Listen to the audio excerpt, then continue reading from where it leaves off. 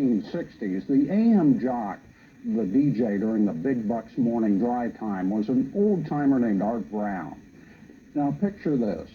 In between spinning records like the best of Bing Crosby, Art played an organ in the studio to the chirping accompaniment of his pet canaries. 25 years later, Jan Thompson has paid a visit to the very same radio station, WWDC in Washington. Well, actually, as when you worked there, the station is now back in Silver Spring. I think last month they moved from downtown in the district to... However, I suspect a couple of things have changed. Yes, and for starters, back in the 60s, as we all know, most folks listened to AM radio. In the 80s, FM is definitely supreme. And in the 60s, a DJ would have been fired, a station might have lost its license for some of the broadcasting that is not only permissible, but popular today. There's one thing that hasn't changed. AM rush hour is still the big bucks time slot, but the canaries are out, and greasing the airwaves is in.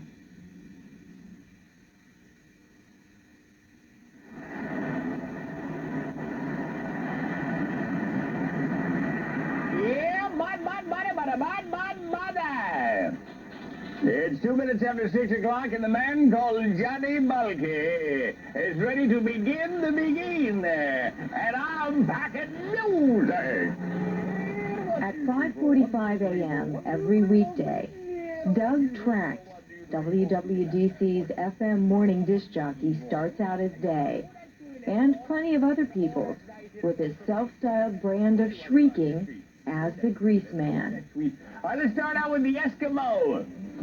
Grab a cold can of beer. That's it. Your hand around the can. Your hand around the can like a beer drinking man. Your hand around down, grab the hydraulic reel. Oh, that's the Eskimo. That's what they go through when you're out in the tundra and you're down under and you wear a little way with a Pasco Bay. Oh, that's good and oh, that's sweet. All right. Where did the Greaseman come from? How was he born? It evolved. The character evolved. It's not something I started out doing the first day on the air. First day on the air is like everybody else. Hi, everybody, good morning. Let's see who's on the Rooster roster today. And then, as the years went by, this character kind of just crawled out of my innards without me really intending for it to do it. Just kind of broke free. How would you describe him?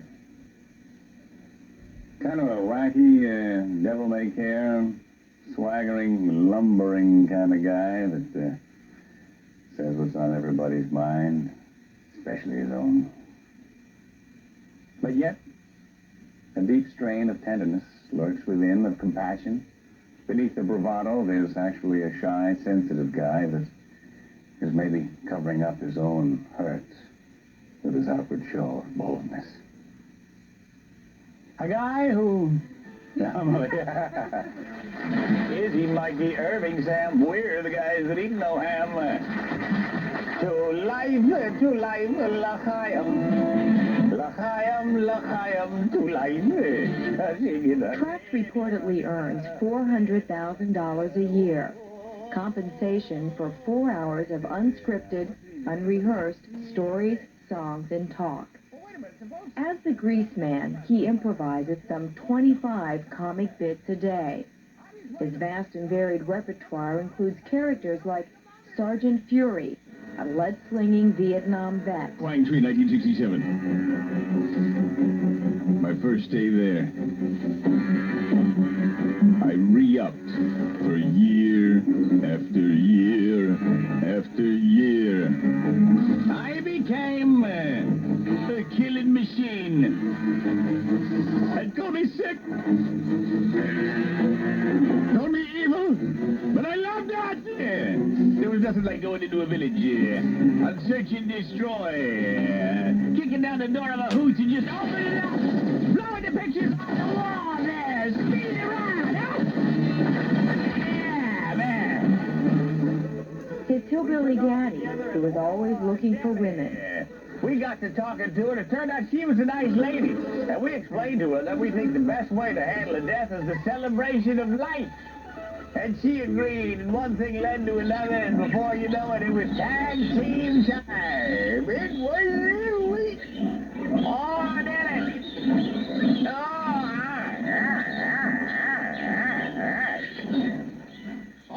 his mythical movie star companion, Clinton. Shut up, punk, and watch the game. How'd you get these great seats anyway? They're all at 19, punk. You don't have to be Edward Bud Williams to get seats like this. Well, still are good seats. Swing, batter, swing! Swing, batter, swing! You realize how butch you two look together? Thanks. Want some of my roasted nuts? Sometimes as I'm talking along, I'm thinking to myself, boy, this is really neat. And as I'm doing a bit or something, there's a part of my brain that says, I almost feel like there's something that's speaking inside of me, like I'm that, like a schizo that's got it kind of under control. You know, I can turn it on and off, and when I get in there, I just say, okay, lunatic, go. And I just kind of am the casual observer and the body through which it speaks.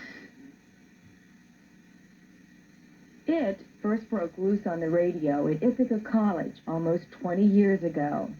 Since then, the Bronx native has been heard in 6 different cities, including a stint at Washington's WRC radio in 1973. He was fired after less than a year, but triumphantly returned in 1982 with a $1 million contract at DC 101. Ooh, that is nice. Changing the way Washington talks. It's the Greaseman. Mornings on DC 101. Hey, Emma!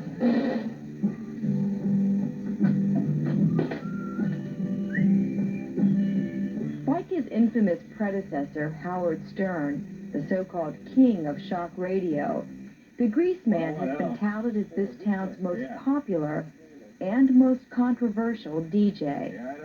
And while lots of people find his style lewd, crude, and downright offensive, grouping him with other shock jocks, Tracht doesn't see it that way. The moment of glory, huh? The moment of interest.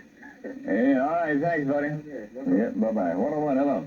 No, I don't feel like I'm doing shock radio at all. I think that, I think I'm telling stories and jokes and you know, maybe even a part of it you have to get into. The Greaseman shows an acquired taste, and I think, you know, a couple of old geezies driving through and listening would probably think, what the hell's he talking about, you know, and keep on going. I don't think that's shock radio in any sense of the word. I'm shocked. Sometimes I'm a shocked jock, that people would even include me in the genre. You know, those guys that do that.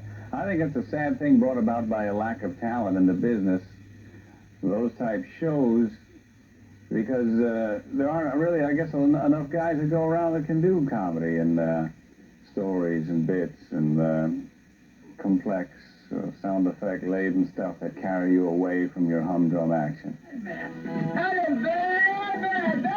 Exactly. It's happened at least in that. I said it there.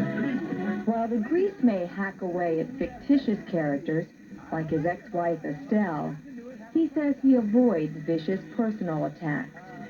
His humor, however, does rely heavily on violent action and sexual innuendo. But according to him, he does have limits. His job is to entertain, not outrage. Well, I think a good laugh is something that always catches you by surprise. You know, the punchline that comes from out of left field somewhere that you weren't expecting. And I like a laugh, and a laugh can be zesty. I mean, your sense of humor can be zesty, but I think, once again, that sexual humor has been around since the beginning of time and done with taste, and, well, I don't think anybody really minds it. But the Greaseman's sense of humor has been known to backfire. On the first observance of the Martin Luther King holiday, he joked about assassinating 4 more leaders so everyone would get a week off. The remark provoked a fierce public outcry. Some demanded his resignation. Sponsors pulled their ads. And Doug Tracht, to this day, is still apologizing. It was a poorly chosen joke. It was, and I'm sorry for any people's feelings it hurt. But that was not my intention, to hit someone between the eyes with a horribly bad taste, ill-chosen remark on the day of days of all things. I was just, as you saw in there, struggling through 4 hours of action, seizing what I thought was a funny line. I have about 10 seconds to decide whether to use something. Decided to use it. Bam, it was out over the air, and then probably, you know, in retrospect, of course, I would never never use it, but at the time I said it, and to this date, it was never said with any venom, anger, hostility, or truth. It was a mistaken joke, and that's all. Actually, it's remarkable Tracht hasn't been in more hot water, never knowing where a phone caller is going to take him. What is it in water that puts out fire? What is it in water that puts out fire? Is this a serious question? What are you, Mr. Wizard? Huh? Well... What is it? Hey. What is it? A fireboat. And rarely spending more than the length of a commercial developing the next bit with producer Steve Greenbaum. Sometimes I think that you're sitting there, like, what are we going to do next? How can anything else come out of this? And sure enough, he'll come up with an idea, or I'll just come up with a framework of an idea, and he'll just go loose with it. And it's, I've been trying to get him to play Guy Lombardo records for 6 years, but he won't do it. Eddie Gallagher is the morning personality on WWDC's AM side.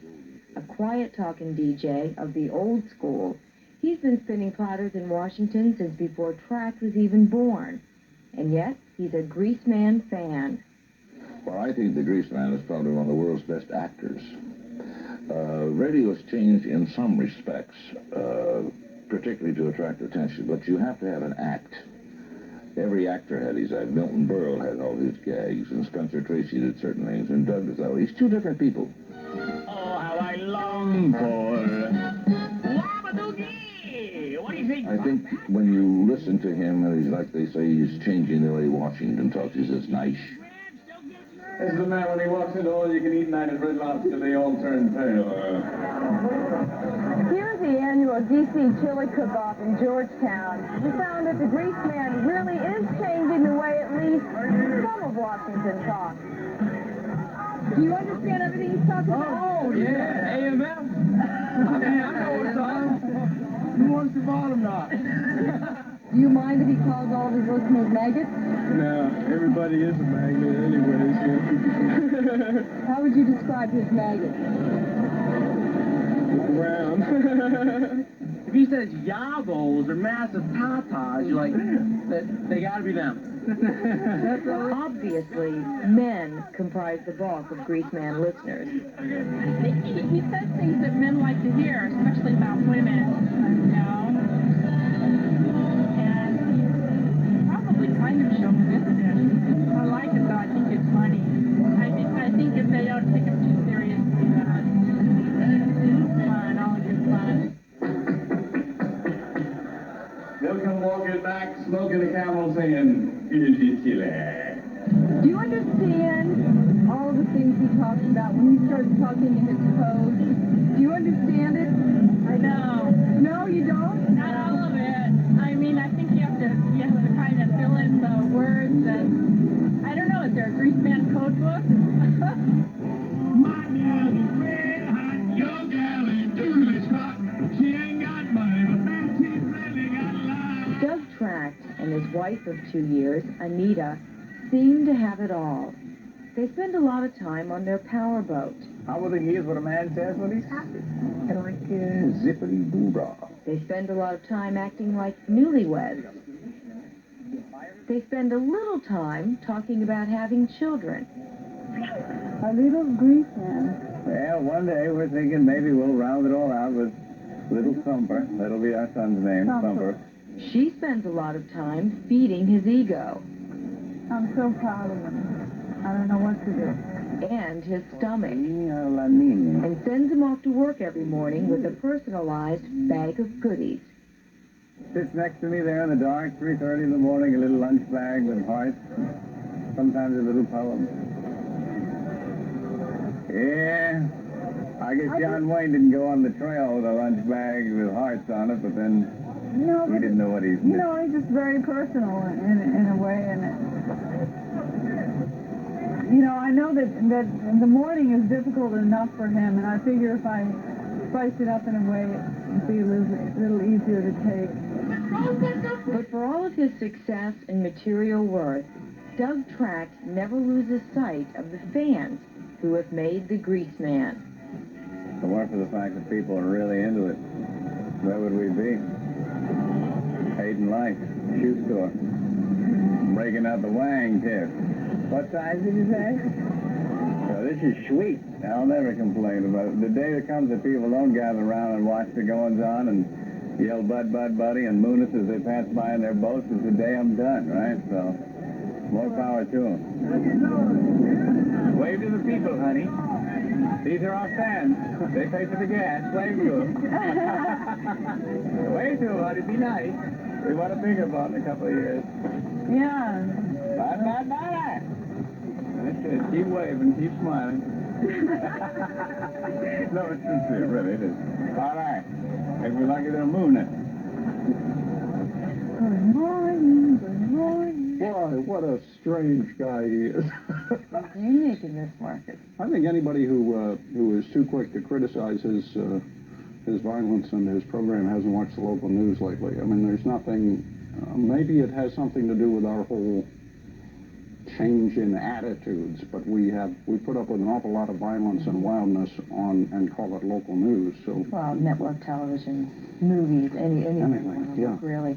One of the things, there is no code book out that we know of. One of the women in the piece said, yeah, there'd be probably a couple meanings for each word or phrase. And also, there was some question earlier about where the name, where he ever came up with the name Greaseman. You know, back in the 60s and 70s, they used to say on the radio a lot, and a lot of regular people like us would say, we're cooking.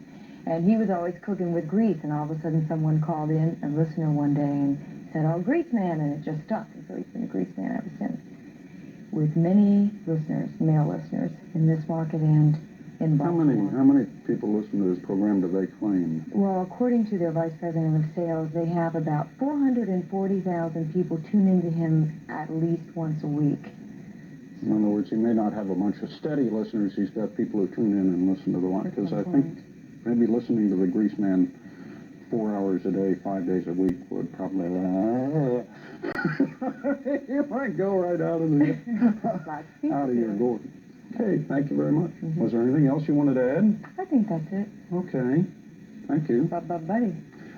When Capital Edition continues, we'll discover that Fitzhugh Lane is the road to a magnificent view of New England. We would probably... you might go right out of the...